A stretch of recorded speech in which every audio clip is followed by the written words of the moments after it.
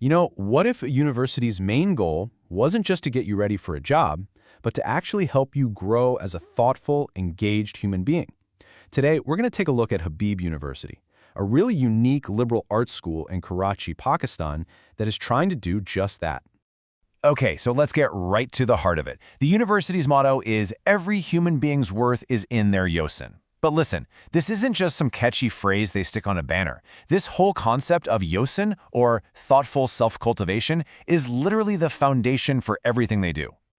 And this guiding philosophy, it shapes every single part of the student experience. Everything from the classes they take to the way the campus is laid out.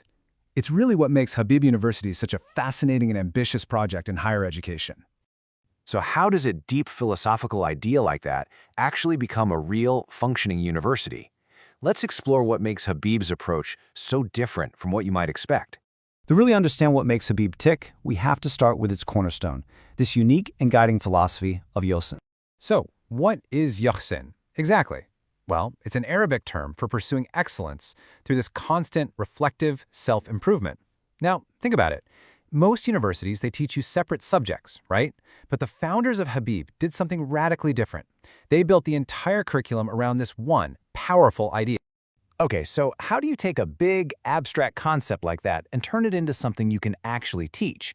At Habib, the answer is the Habib Liberal Core, which is a set of courses that every single student has to take, no exceptions.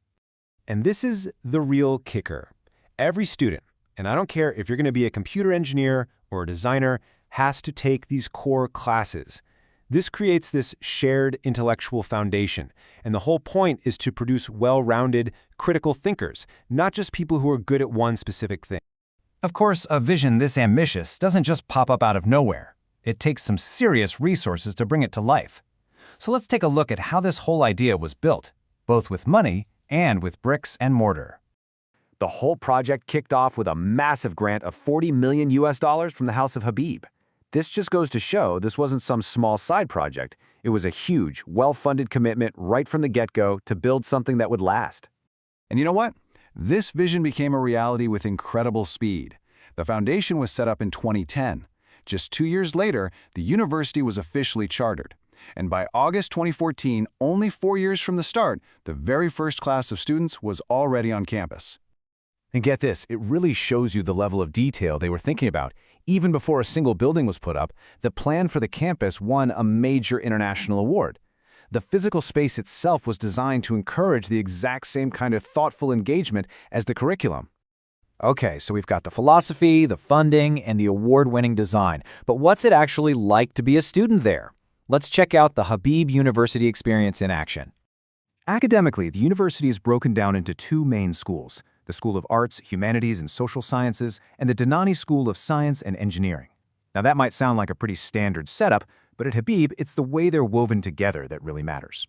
And this is where that core curriculum we talked about really shines.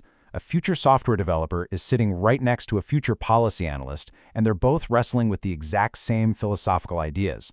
This intentional, interdisciplinary environment is totally central to the university's model. So how do they make this kind of deep learning even possible? Well, it's by design. The student-to-faculty ratio is just 12-to-1.